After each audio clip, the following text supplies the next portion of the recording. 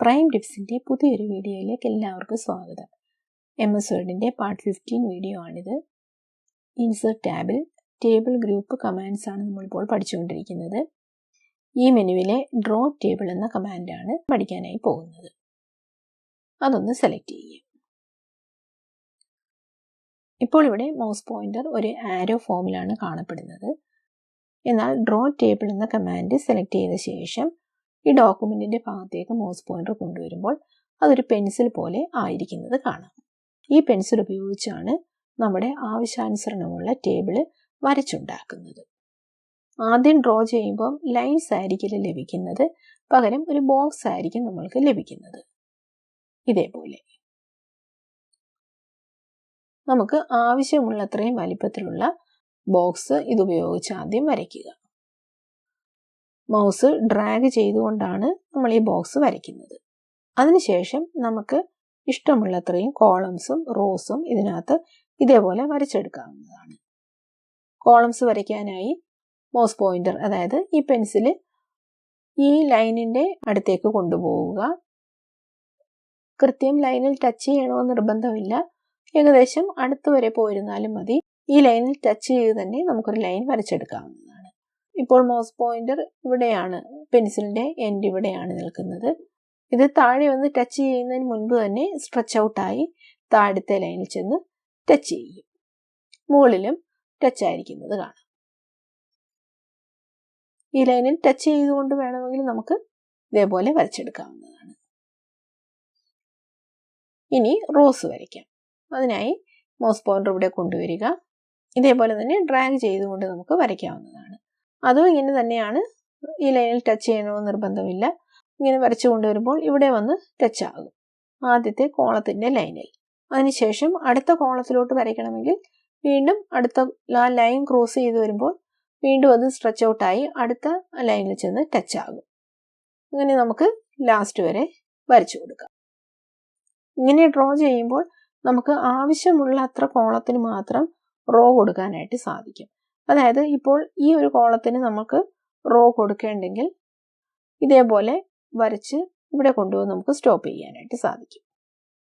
അതുപോലെ തന്നെ ഈ ഡ്രോ ടേബിൾ എന്ന കമാൻഡ് ഉപയോഗിച്ച് ഈ ബോക്സിനകത്തോ അല്ലെങ്കിൽ ഇവിടെ വരച്ചിരിക്കുന്ന ഏതെങ്കിലും ബോക്സിനകത്ത് വേറെ ബോക്സസ് വരയ്ക്കാനായിട്ട് സാധിക്കും. അതിനായി മൗസ് പോയിന്റർ ഇവിടെ കൊണ്ടുവന്ന് മൗസ് ഡ്രാഗ് ചെയ്തുകൊണ്ട് ഇതേപോലെ ഒരു ബോക്സ് നമ്മൾ വരയ്ക്കുക. നമുക്ക് ആവശ്യമുള്ള രീതിയിൽ ടേബിൾ ഡ്രോ ചെയ്ത ശേഷം ഈ പെൻസിൽ ഓഫ് ചെയ്യാനായി എസ്കേപ്പ് കീ പ്രസ് ചെയ്താൽ മതി. ഇനി നമുക്ക് ഈ ടേബിൾ ഡിലീറ്റ് ചെയ്ത ശേഷം അടുത്ത കമാൻഡ് പഠിക്കാം. ഇപ്പോൾ കഴ്സർ ഇവിടെ നിൽക്കുകയാണ്. നമുക്കിപ്പോൾ ഹോൾ ടേബിൾ ആണ് ഡിലീറ്റ് ചെയ്യേണ്ടത്. അതിനായി ഈ ടേബിളിന്റെ മറ്റേതെങ്കിലും ഒരു പാർട്ടിൽ ലെഫ്റ്റ് ക്ലിക്ക് ചെയ്ത് കഴ്സർ ഇവിടെ കൊണ്ടുവരിക. അപ്പോൾ ഈ ഒരു ചെറിയ ബോക്സ് ഇവിടെ അപ്പിയർ ചെയ്യും. അവിടെയൊക്കെ മൗസ് പോയിന്റർ കൊണ്ടുപോവുക. അതിനുശേഷം ലെഫ്റ്റ് ക്ലിക്ക് ചെയ്യുക. അപ്പോൾ ഈ ബോക്സ് കംപ്ലീറ്റ് ആയി സെലക്റ്റഡ് ആകുകയും ചെയ്തു.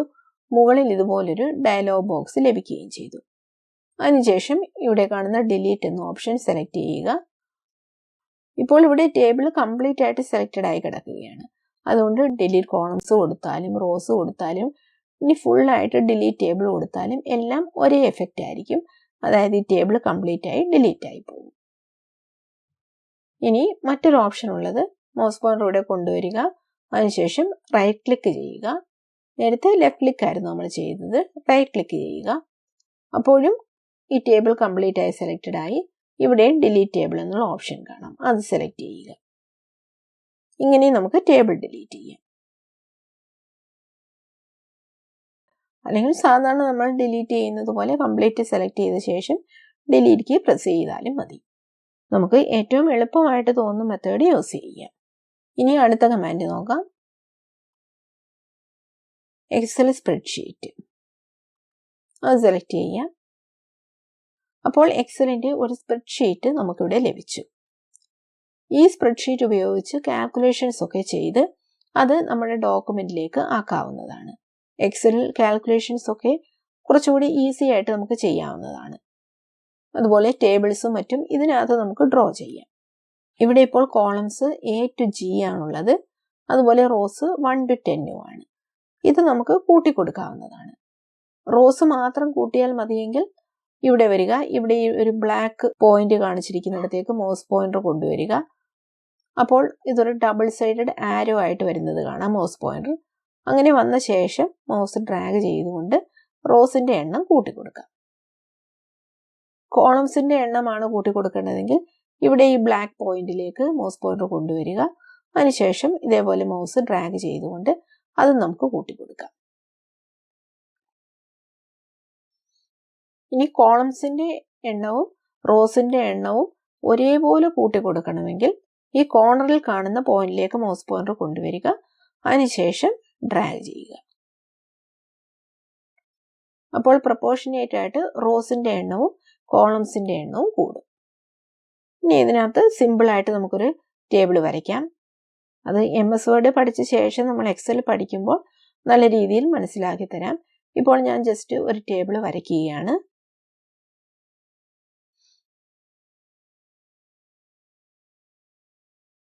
ഇനി ഇതിനകത്ത് കുറച്ച് നമ്പേഴ്സ് കൊടുക്കാം. നമുക്കിപ്പോൾ ഒരു 35 മുതൽ താഴോട്ട് കുറച്ച് നമ്പേഴ്സ് കൊടുത്തിട്ട് അതിൻ്റെ സം കാണാനായിട്ട് നോക്കാം.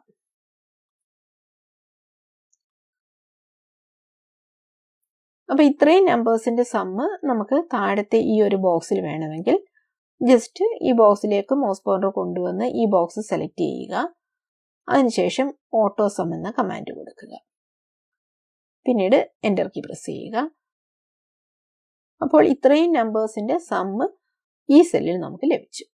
ഇത്രയും നമ്പേഴ്സ് നമുക്ക് ടൈപ്പ് ചെയ്യേണ്ടി വന്നില്ല. ജസ്റ്റ് ഈ 2 നമ്പേഴ്സ് സെലക്ട് ചെയ്ത് ഡ്രാഗ് ചെയ്തപ്പോൾ ഇത്രയും നമ്പേഴ്സ് ഓട്ടോമാറ്റിക് ആയിട്ട് വരികയും ചെയ്തു. പിന്നീട് ഇവിടെ ഓട്ടോ സം എന്നുള്ള കമാൻഡ് ഒന്ന് സെലക്ട് ചെയ്ത് കൊടുത്തപ്പോൾ ഇതിന്റെ സം ഇവിടെ നമുക്ക് ലഭിക്കുകയും ചെയ്തു. ഈ ഷീറ്റ് ഫുള്ളായി നമുക്ക് സെലക്ട് ചെയ്തുകൊണ്ട് ബോർഡേഴ്സ് കൊടുക്കാം. ഇനി ഈ ചെയ്തതെല്ലാം നമ്മുടെ വേർഡ് ഡോക്യുമെന്റിലേക്ക് ട്രാൻസ്ഫർ ചെയ്യപ്പെടണമെങ്കിൽ മൗസ് പോയിന്റർ ഇവിടെ പുറത്ത് എവിടെയെങ്കിലും കൊണ്ടുവരിക. അതിനുശേഷം ഒന്ന് ലെഫ്റ്റ് ക്ലിക്ക് ചെയ്യുക. നമുക്കിതിന് താഴോട്ട് മറ്റെന്തെങ്കിലും കാര്യങ്ങൾ ടൈപ്പ് ചെയ്യണമെങ്കിൽ അങ്ങനെ ചെയ്യാവുന്നതാണ്. അതിനായിട്ട് എൻ്റർ കീ പ്രസ് ചെയ്യുക. അതിനുശേഷം നമുക്ക് ആവശ്യമുള്ള കാര്യങ്ങൾ ഇതേപോലെ ടൈപ്പ് ചെയ്ത് കൊടുക്കാവുന്നതാണ്. ഇനി ഈ ടേബിളിന് മുകളിൽ എന്തെങ്കിലും ടൈപ്പ് ചെയ്യണമെന്ന് നമുക്ക് തോന്നുകയാണെങ്കിൽ, ഇപ്പോൾ ഇവിടെ മുകളിൽ സ്പേസ് ഇല്ല, മുകളിൽ തന്നെ നമുക്ക് ടൈപ്പ് ചെയ്യണം, ഇതിന് ഹെഡിങ്ങോ മറ്റോ കൊടുക്കണമെന്നുണ്ടെങ്കിൽ കഴ്സർ ഇവിടെ കൊണ്ടുവരിക. മുകളിൽ കൊണ്ടുവരാനായിട്ട് ശ്രമിക്കുകയാണെങ്കിൽ അവിടെ വരികയില്ല. അതിനുശേഷം എൻ്റർ കീ പ്രസ് ചെയ്യുക. അപ്പോൾ നമുക്ക് ഒരു ലെവൽ ലൈൻ സ്പേസ് കിട്ടി. ഒന്നും കൂടെ എൻ്റർ കീ പ്രസ് ചെയ്താൽ വീണ്ടും കുറച്ചും കൂടെ സ്പേസ് മുകളിൽ കിട്ടും. അതിനുശേഷം ഇവിടെ ഒന്ന് ലെഫ്റ്റ് ക്ലിക്ക് ചെയ്യുക. പിന്നീട് നമുക്കിവിടെ ആവശ്യമുള്ള കാര്യങ്ങൾ ടൈപ്പ് ചെയ്യാവുന്നതാണ്. ഇങ്ങനെ നമ്മൾ ഡോക്യുമെന്റിൽ നമുക്ക് ആവശ്യമുള്ളതെല്ലാം ടൈപ്പ് ചെയ്ത് തീർന്ന ശേഷം വീണ്ടും ഈ ഒരു എക്സൽ ഷീറ്റിൽ മറ്റെന്തെങ്കിലും ചെയ്യണമെന്നുണ്ടെങ്കിൽ ജസ്റ്റ് മൗസ് പോയിന്റർ ഈ ടേബിളിൽ എവിടെയെങ്കിലും കൊണ്ടുവന്ന് ഡബിൾ ലെഫ്റ്റ് ക്ലിക്ക് ചെയ്യുക. അപ്പോൾ വീണ്ടും അത് ആ എക്സലിന്റെ ഫോമാറ്റിലോട്ടാകും. അതിനുശേഷം നമുക്ക് ആവശ്യമുള്ളത് ഇവിടെ ടൈപ്പ് ചെയ്യുകയോ കാൽക്കുലേഷൻസ് ഒക്കെ നടത്തുകയോ ചെയ്യാം. ഇപ്പോൾ ഞാനിവിടെ ഒരു ചെറിയൊരു മൾട്ടിപ്ലിക്കേഷൻ ചെയ്യുകയാണ്. 14 ഇവിടെ കൊടുക്കുന്നു. അതിനുശേഷം ഇവിടെ 12 കൊടുക്കുന്നു. ഈ സെല്ലിൽ അതിൻ്റെ പ്രോഡക്റ്റ് കിട്ടാനുള്ള ഫോമുലയും കൊടുക്കുന്നു.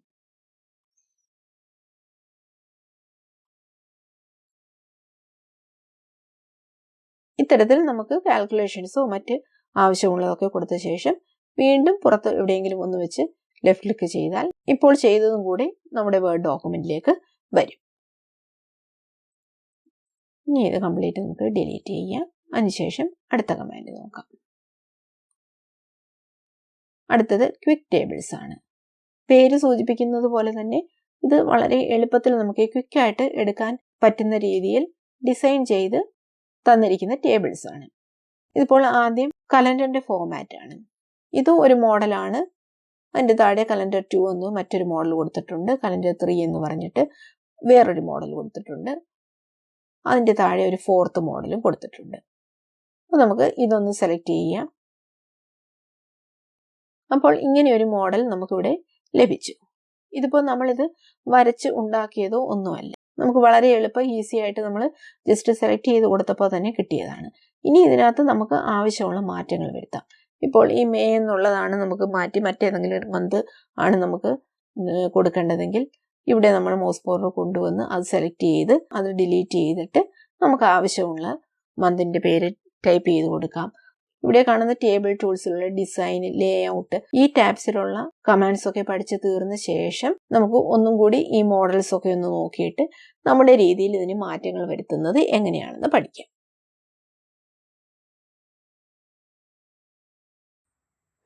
താഴേക്ക് വരുമ്പോൾ double table, matrix, tabular list, sub heads 1, sub heads 2, ഇതേപോലെയൊക്കെയുള്ള മോഡൽസ് ഇവിടെ ഉണ്ട്. ഇത്തരത്തിലുള്ള ടേബിൾസ് നമുക്ക് മതിയെങ്കിൽ ജസ്റ്റ് ഇവിടെ നമ്മൾ ലെഫ്റ്റ് ക്ലിക്ക് ചെയ്ത് ഒന്ന് സെലക്ട് ചെയ്യുക. അതിനുശേഷം ഇവിടെ നമുക്ക് ആവശ്യമുള്ള മാറ്റങ്ങൾ വരുത്തി യൂസ് ചെയ്യാവുന്നതാണ്. ഇന്നത്തെ വീഡിയോ എല്ലാവർക്കും വളരെ പ്രയോജനമായെന്ന് വിശ്വസിക്കുന്നു. വീഡിയോ ഇഷ്ടമായെങ്കിൽ ലൈക്ക് ചെയ്തും ഷെയർ ചെയ്തും സബ്സ്ക്രൈബ് ചെയ്തും സപ്പോർട്ട് ചെയ്യുക. അതുപോലെ ഇനിയുള്ള വീഡിയോസ് അപ്ലോഡ് ചെയ്യുമ്പോൾ തന്നെ നോട്ടിഫിക്കേഷൻ ലഭിക്കുന്നതിനായി സബ്സ്ക്രൈബ് ചെയ്ത ശേഷം തൊട്ടടുത്തുള്ള ബെൽ ഐക്കൺ കൂടി എനേബിൾ ചെയ്യുക.